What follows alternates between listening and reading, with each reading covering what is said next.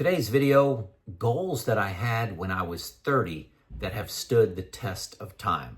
Again, this was a viewer comment, came out of my video on goals that aren't important anymore at 60, which was pretty popular. I'll link it at the end.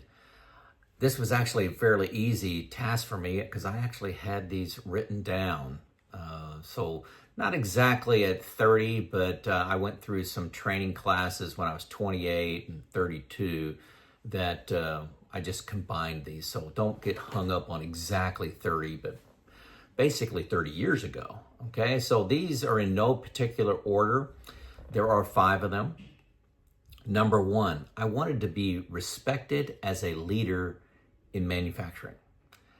I wanted to get results that were shocking through candor, reality, discipline, taking risk, and people development. People development was especially a skill that I wanted to develop. Related to that, I didn't specify a specialty inside of leadership, like lean or reliability and maintenance, those kind of things, which, are true today. But I did consume an enormous number of books, and I went to every training that was available to me on leadership. I wanted the work to be meaningful. I wanted to make a difference in people and in communities. And leadership, I thought, was the right skill to develop. Okay, number 2 was family. Like I said, these are not in order, so don't give me that comment. These are order that I wrote them down. I had 4 kids by the age of 33, 3 boys and a girl. Currently married 36 years. Best job and what I want written on my tombstone is dad. I love being a dad. My wife and I did something that was a little more common in the 90s, late 80s, was we played a zone. We played a zone. I focused on my career and work, advancement, promotions, just always there, always the volunteer to do an additional task, take on additional responsibility. My wife was educated as a school teacher, and with our first child, she decided to stay at home. It's her decision, but she managed the home front, and I managed the money front. We did that. And I'm telling you, that was a brilliant decision, had with fantastic results for us. Not telling you to do that, but fantastic results for us. No way would I have had my career if I was not playing the business zone and my wife playing the home front zone. So when kids were sick, kids needed help with homework, all those things, my wife managed that. The secondary benefit of that is whenever I came home from work, and I had a pretty good work-life balance. Everything was done. It was all family fun time. So there was not rush to clean the house, rush to cut the grass, go shopping, all those things. They were all completed. So when we came home, it was pure family time. And that's because we played a zone of equal value, okay? Also under family, an important clarification there is my wife and I both have the value of being present for family things. We don't just send cards or make phone calls, send an email or text. Be present at weddings, at funerals, birthdays, graduations. Being present is a family value, really, that I got from my mom and dad. And my aunt and uncle were great role models there too. So number 3 goal I had, take 2 vacations a year. 2 travel vacations a year, like Florida or the mountains or Maine or California.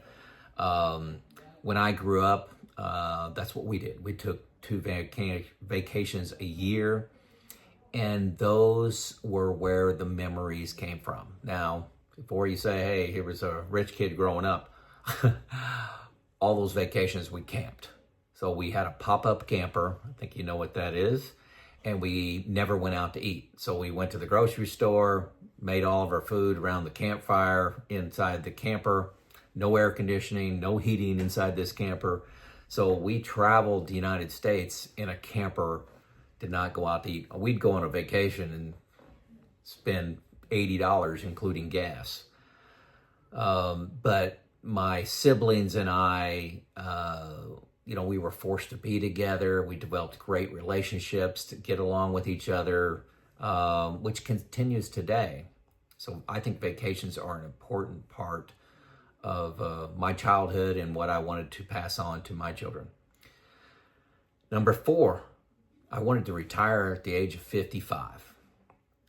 Why I picked that date? Well, my dad retired at 58, and his dad, my grandpa, was still alive. I thought it was so cool when I started working, so cool that my dad and my grandpa were retired together. And they did things together. They had little projects they would do together, volunteer activities together. I thought that was so cool. I wanted to do that with my dad. And as you know, I retired at 54. And my dad is 88 now, and we've been retired together for 6 years. One of the other reason I wanted to retire at 55 is I wanted to increase travel, like my mom and dad. Learn from, the apple doesn't fall far from the tree. To 4 vacations a year, and that's what they did. Wasn't a magical number, but basically around double, sometimes 5, sometimes 3. But my dad also volunteered for Habitat, which is where I'm on the painting crew at Habitat. My dad just received an award for lifetime achievement with Habitat. He's been with them like 30 years. I also began saving immediately. I've made videos on this. I never thought about the FIRE movement, never even heard of it. I never thought I was sacrificing or delaying my gratification. It's just what you did. You started working, you pay yourself first, save money for, the next phase of your life. And I started off saving 9%, and I got a company match of 6%. So I'm saving 15% of my salary day one. That's just what you did. I didn't get hooked up into lifestyle creep. My mom and dad have an 800 square foot house with a basement. They still live in it, drive cars. My dad, I think, has a 96 Dodge Dakota that he drives. Everybody's making fun of my old 2012 Toyota Sienna minivan I drive around and saying that's new. But,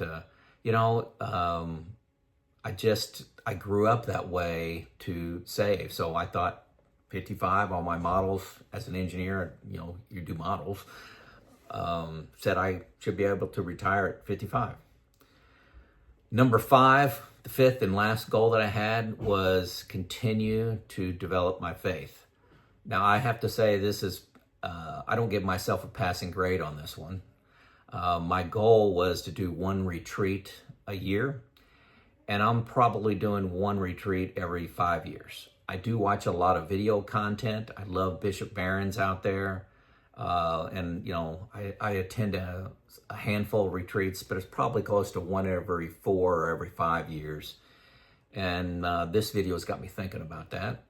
But continue to learn and deepen my faith by reading, by listening, and learning from others is a goal that has stood the test of time. So as I was writing these 5, one of the things I took time to reflect on is what's missing from this list. There was no mention of job title that I wanted to have, like I wanted to be vice president or president of a company or CEO. Yes, I said I wanted to be respected, but I wanted to do the job I was in well. That's really how I approached my career. Every job, I took it and like it was going to be my last job.